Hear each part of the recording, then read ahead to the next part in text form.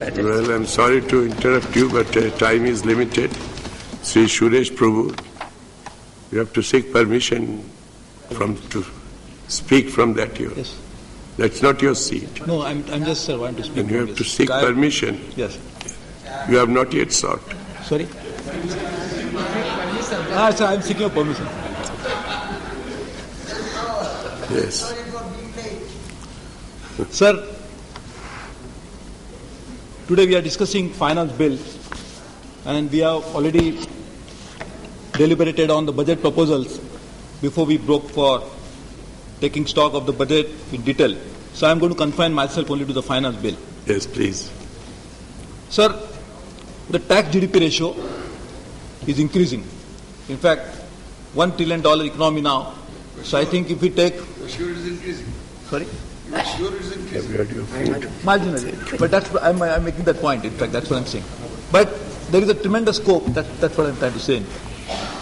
But there is a tremendous scope to have more tax collection, because obviously when the economy grows, of course the percentage-wise the tax GDP ratio is improving, but in absolute terms there is a huge possibility of raising resources, which I think should now be done. And a step in that direction has been initiated by the finance minister, is to track expenditure. I think that's the right way to do it, and I really wish we continue to do that. And that's something which is a very welcome thing. So my concern is that a common man is now getting burdened with additional taxes, because normally when you have a direct tax, income tax which is charged on an individual, the individual pays it from his own pocket, and therefore the burden lies on him. But when you are actually having excise duties, custom duties, service tax, the common man is paying taxes at multiple levels, and in fact the collection of tax doesn't take place on the individual. It is collected from the service provider or from the manufacturer, but the common man has to pay the burden of it. So I would request the finance minister to commission a study to find out on a given tax proposal how much of that burden is really going on the common man. Let's take service tax, excise, all put together, and therefore we should try to really determine that what extent he can really carry. So it's actually the carrying capacity of a common man to carry the tax burden on his shoulders coming from multiple sources. And that is because when the inflation is rising, because of rising inflation, as it is eating into the income of the common man. To top it all, we now burden him with multiple tax structures. Direct tax I can understand, because income tax is paid from his own pocket. So this is something which I think has to be done, and I request finance minister to commission a study. Let us find out, then let us decide that this is what he can carry, and then we will be able to. So this is the point of equity I am talking about. Sir, let us come to the very interesting issue of the income tax, which in fact there are multiple issues, but one is on individual. Sir, the individual unfortunately has not really got any benefit. If I cannot say that, because he got about 40 rupees per year month benefit. But barring that, in this year, the income tax taxation structure has not provided any benefit to the individual. So I think the individuals should have got a better deal from this budget, and I would request the finance minister to actually try to find out whether exemption limit can be increased, there is no more standard deduction available, whether marginal tax that is charged to the individual, whether that can be done. I think this is something which I hope the finance minister needs to address, and I think he will be able to address. Sir, household savings as a percentage of total savings are actually declining. And that means, if you say the corporate savings rate is increasing as a share of percentage of total savings, and therefore I think we really need to have a special incentives to provide for more household savings to take place. And this budget, in fact, has not really addressed that issue. So I hope that even the type of exemptions that we are now trying to take away, and I agree with the general direction of that, but individuals must be well protected from the type of savings opportunity that is available to him, and therefore I think we will need to look into that. So the individual is also suffering because refunds. When you pay income tax, you normally land up paying more tax than what is required, because there is a tax deducted source, there are also tax deducted source from the salary holders, and therefore the refund is supposed to be refunded within 6 months as per the income tax rule, and now there is a provision that will be directly credited to the bank account. I would request to have an MIS which should come to the finance ministry, which can actually reveal that how many of such refunds had not been created within the stipulated period of 6 months, that itself will really obviate a great difficulty that the individuals are facing a great deal. Sir, there is a long-term capital gains tax which an individual pays, and if there is a provision, section 54 in the Income Tax Act, which says 53 and 54, which says that if you have one house, you sell the house, and that house, if you reinvest that money, either in buying another house, or you have an option of investing that in a specified securities. So section 54,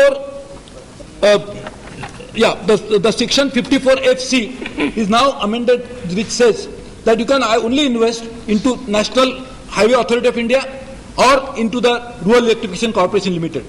But these are the only two avenues in which if you make investment, that too with a ceiling of 50 lakhs.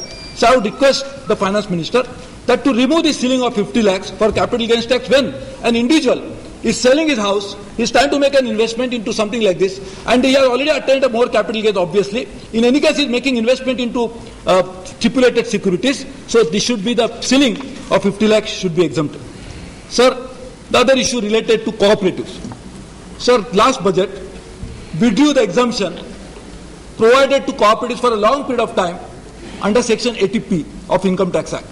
So that means now the cooperative banks, particularly the cooperative banks, now will be subjected to tax, and by taxing them, we are actually vitiating a possibility of cooperatives playing a substantial role in promotion of socio-economic priorities that the government has got. So I think exemption, which was hitherto granted for such a long period of time under section 80P, should be continued, and I think that's something which has been a demand of the entire cooperative banking system throughout the country.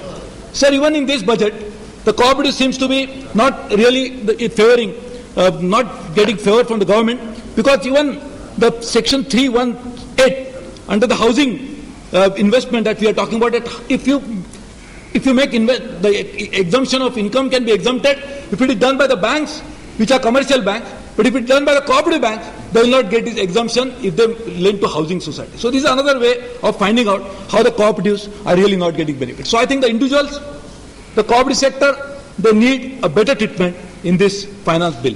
So third issue is regarding trust. Sir, there are large number of charitable trusts which are operating in India. Under section 12A, that is clause 8 of this bill, for a long time there was a provision that within 1 year of incorporation of a trust, for getting exemption, because most of the trust income can be exempted totally, it is not taxable at all because they are doing charitable work. But to claim that exemption, a trust was required to file an exemption certificate with the Chief Commissioner of Income Tax. If he fails to do that within a period of 1 year, there was a possibility that condonation of delay by the CIT was possible. Now this clause 8, we are trying to withdraw this exemption by saying that CIT will no longer have the discretion. So just imagine, there are hundreds and thousands of trusts operating in India. Most of the trusts are operated by 1%, 2%, few persons, though there are more members, obviously, because you can't register a trust without that. But really operation is motivated by 1 or 2 motivated individuals. So therefore, if those individuals are not well versed with the provisions of the law, obviously they cannot get exemption. But to decide whether that was a bona fide reason or not can be decided by the Commissioner of Income Tax. So that was the authority available. But by this clause 8, you are removing the discretion which was available to the CIT, and in the process, many trusts will be facing a great hardship. I am not saying you condone the delay across the board.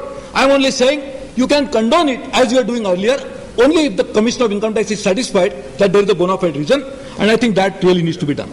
Sir, the Income Tax Act, or for that matter taxation, is a very strong instrument to promote certain good ideas and to discourage some bad ideas. Sir, today we are all concerned about environmental degradation. This finance bill should have attempted to promote green technologies in India. They should have promoted by doing 2 things. One, to tax more on the technologies which pollute more, and also encourage those technologies which promote better environment. By not doing that, they are actually trying to say that in India, green technologies are not welcome. And therefore, I would strongly request the Finance Minister to look into this aspect and try to introduce certain schemes which will really help us. Sir, the other issue relates to renewable energy. In fact, only the other day, when we were discussing demands of grant from the Ministry of Science and Technology, across the House, everybody was saying that we need more and more renewable energy. Sir, there is one interesting thing which I think Finance Minister can do it very happily. There is an accelerated depreciation that you offer to the new power plants, which are renewable power plants which are set up. You give them high depreciation the moment they start operation. By doing that, there is a huge misuse that is now we are witnessing. Why don't you do that? Rather than you must shift the benefit, not from just putting up a power plant, but to actual generation of electricity. By doing that, you will be able to stop the abuse of this provision. At the same time, actual energy can be generated, it can be provided to the grid, and that will be really helpful. So I would request the Minister also to look into this. Sir, for a long time, we are awaiting the new tax code that was to be introduced. In fact, the Finance Minister had said that will be introduced probably in the budget session. So I... Long time includes the 6 years also. Sorry? Long time includes the 6 years also. I know. But I am just saying, you have said this, so we are hoping that it will be introduced now in this session. Very good. So because, sir, why I am saying this, it also means that there are... Suresh, This calendar 2007. Calendar 2007. Okay. so Suresh, time? Sir, please, sir. So my Because there request, is no time because sir, 3:30 so you have to finance reply. bill, so final bill has Service Tax, Income Tax Act, Customs Act, Excise, sir, just a few minutes. Please be brief. There are a number of So I am, speakers. sir, only making points, sir. I am not even Minister will have elaborating to the point. I am just reply at mentioning points. 3:30. I am not even elaborating. Sir, Within that time limit, you adjust yourself. Few minutes. Sir, few more points. 1 or 2 minutes. So few more points. Sir, infrastructure is a great talk all the time. We talk about infrastructure saying that we need so much money, and in fact the economic survey talks about $320 billion that are required in the next 5 years' time. So if we require that type of money, the government doesn't have money obviously because there is a fiscal deficit which is still running and you are obliged under the FRBM to reduce the fiscal deficit. So we need more and more private investment into coming into this. If you want private investment or public investment, whatever form, still somebody has to finance that infrastructure, and that can come from the financial institution. Sir, now unfortunately there is no more IDBI, there is no more IFCI, there is no more ICICI, there is no like development financial institutions which were doing that. So we'll have to have a special dispensation to deal with infrastructure financing, taking into consideration the peculiarity of the financing of infrastructure, where you need to finance our infrastructure which will start paying back only after 10 years. So banks by definition cannot lend money beyond 5 years unless they have got their own resources which maturity goes beyond 10 years. So therefore, the infrastructure financing is a major concern. I don't see any significant improvement in this budget on that. In fact, so last time we actually amended the section 1023G on the ground that there is no utilization of that, therefore I am dropping it. So my request would be, please restore it.